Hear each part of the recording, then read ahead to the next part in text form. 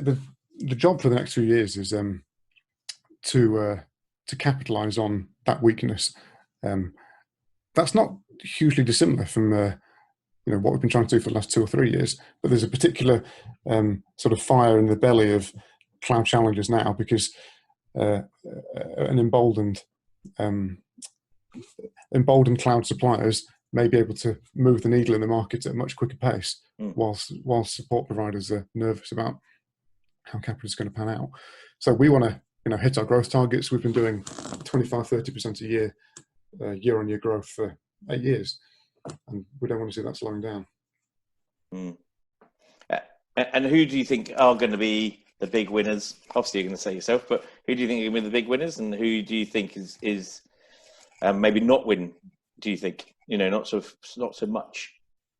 I can take an objective view of this. Scholarpack's going to be the big winner. I think that all cloud challengers offer something. They wouldn't exist if they didn't. They've all done well. I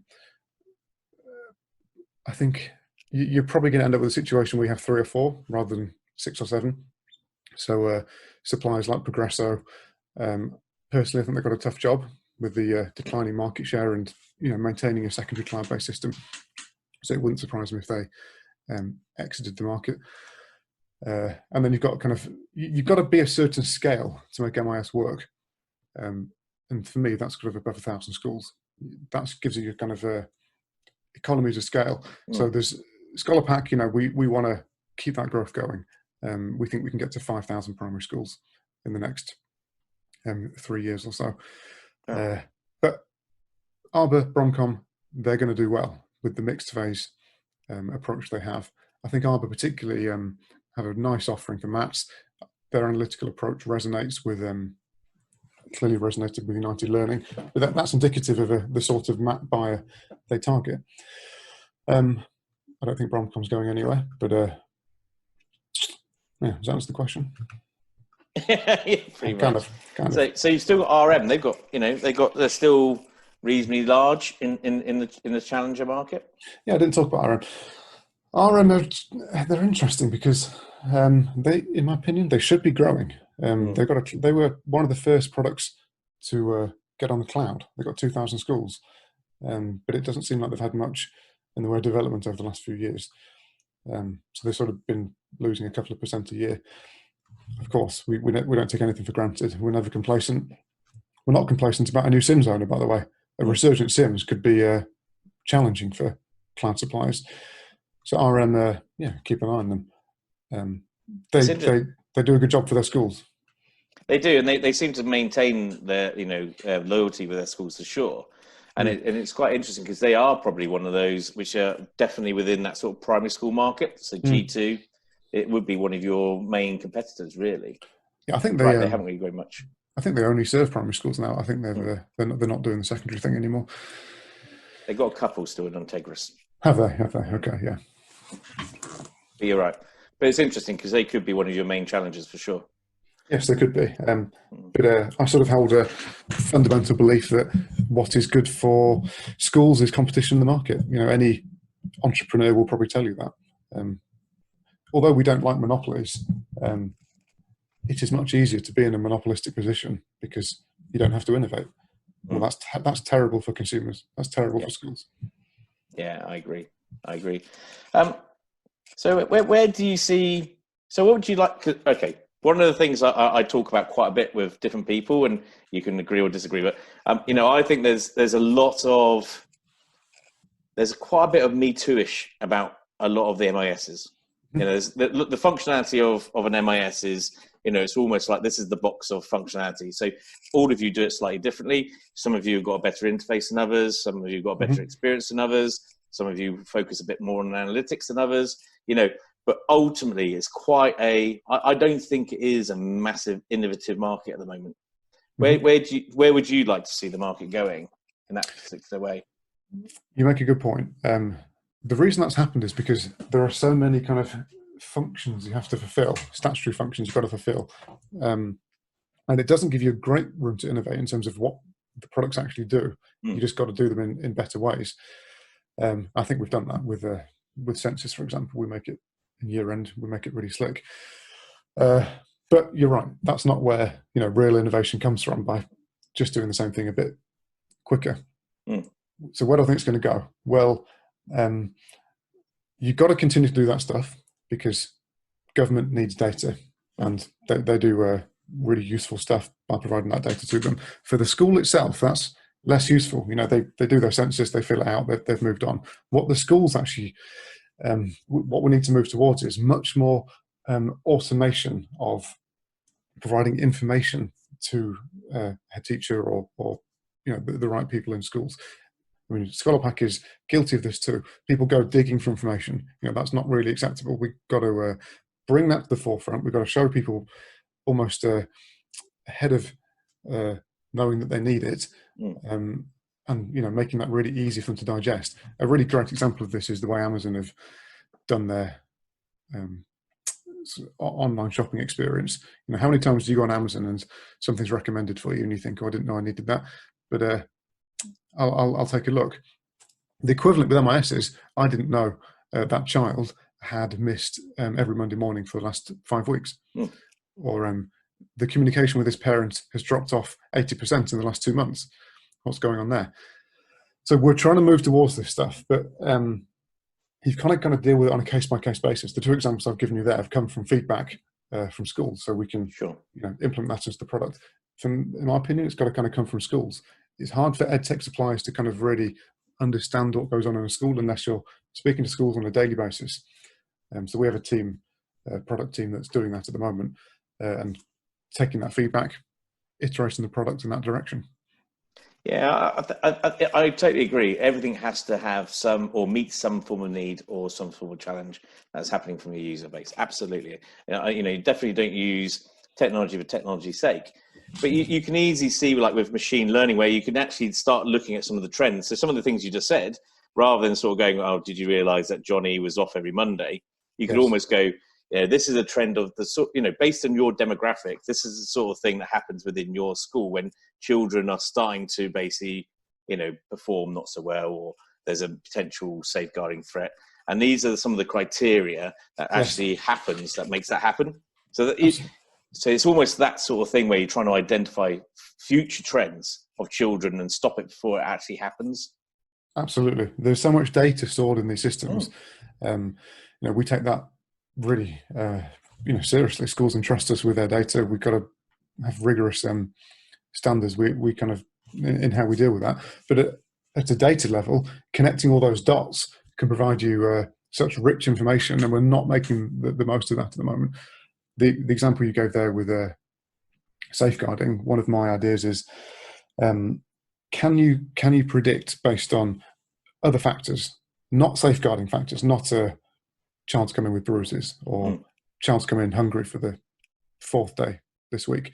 Can you predict it based on other factors you're storing in the MIS already, like attendance patterns on a Monday morning, or maybe it's a decline in a certain subject that they previously used to really like. It might not be a decline across the board, but maybe they've gone off maths and they really used to like maths. That could be a behavioural output that the system could throw up. Connect a few of those dots, and perhaps that could be a predictor of whether there may be a safeguarding issue in future. Yeah.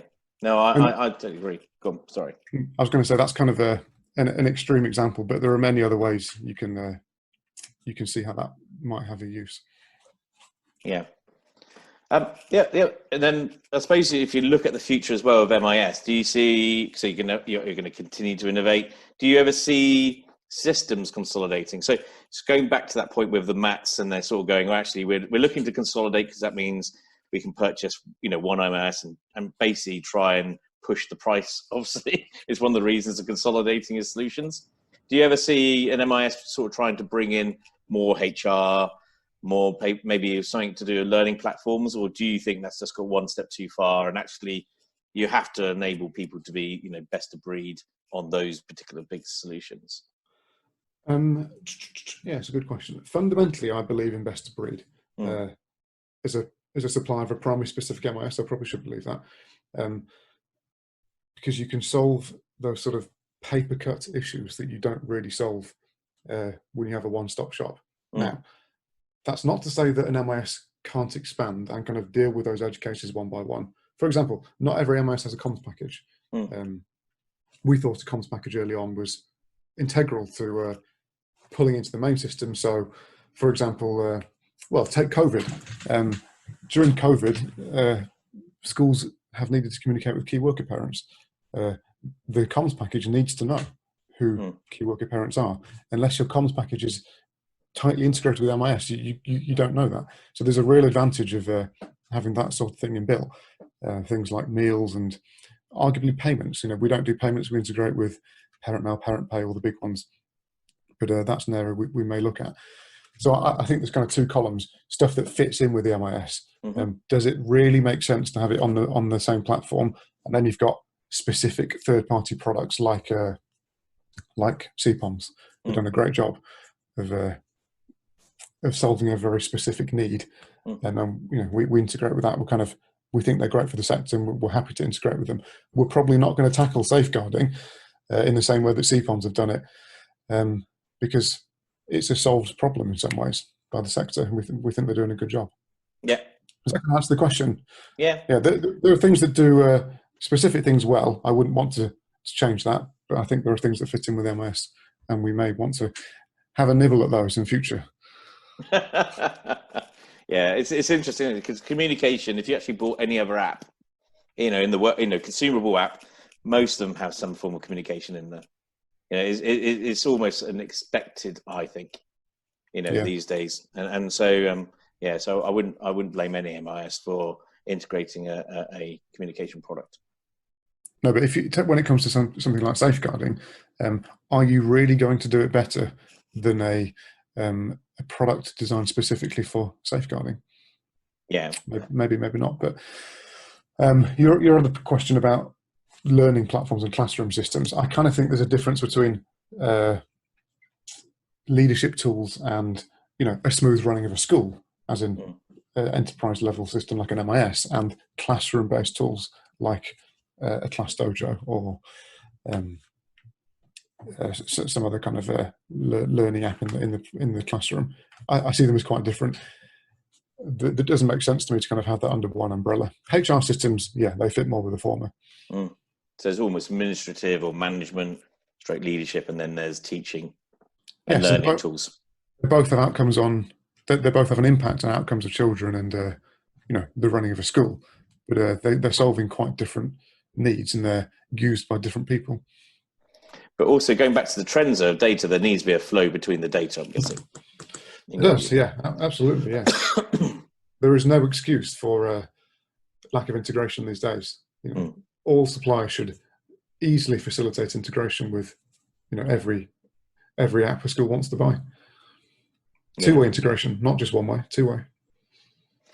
And you talked about head teachers before, and I absolutely agree with you. I think they've got far more other things that are very important to them rather than being tried to sold some form of technology. I appreciate that, and I agree with you 100%.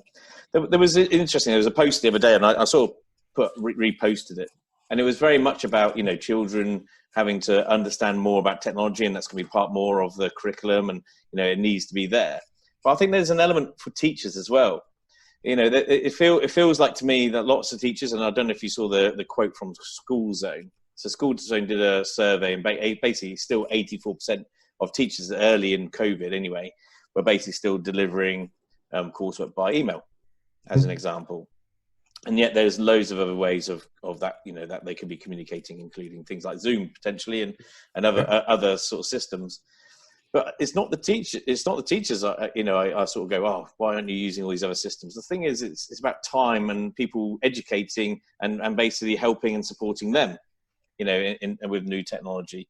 And it's not, it needs to be trained early, almost, that they then need to look, to be able to look at these new technologies that are around and maximize on their usage. When again going back to need, so as long as it meets their need. Do you think that's something that you advocate, and would you like to see more technology training before teachers or IT training? Yes and no. So I think your point there is almost, if you look at a macro level, There are some generational trends going on here. Mm. What's the average age of a primary school teacher now? Something like 40.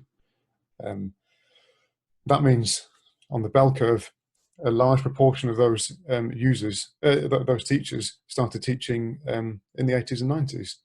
Technology wasn't so important to the classroom then, wasn't available.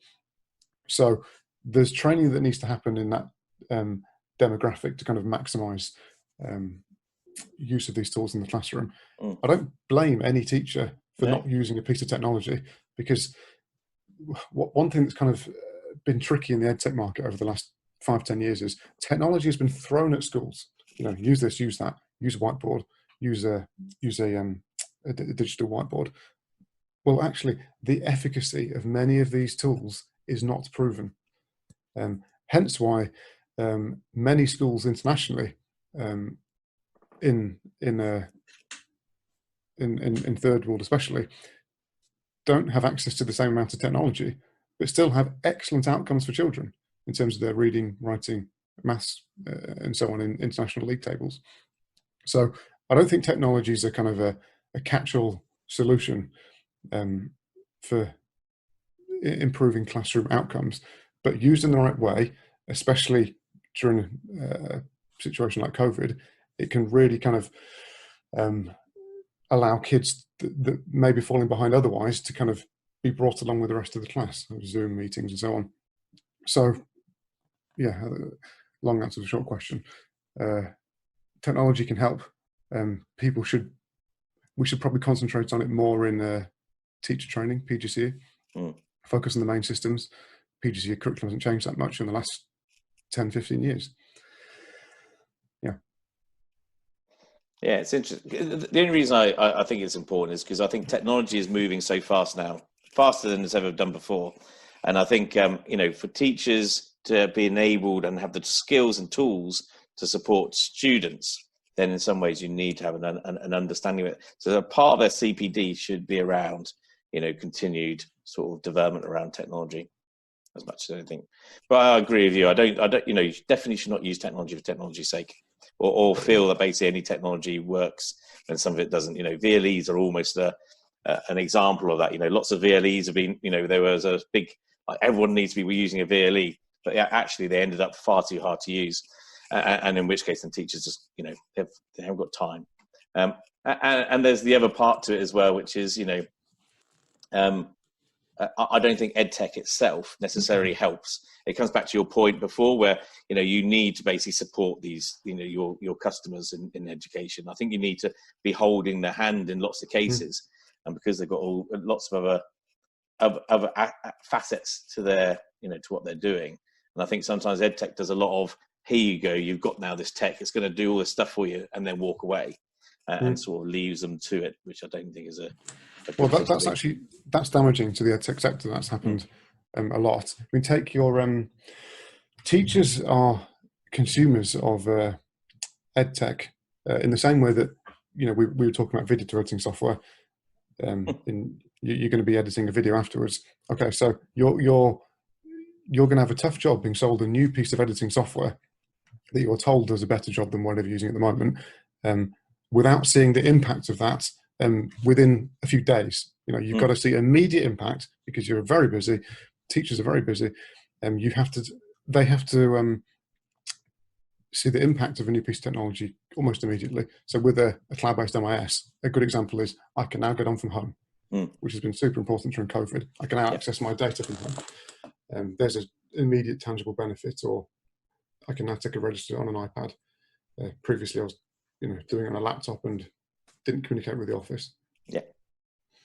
So, yeah. Immediate impact. Yeah, I agree. Yeah, cool.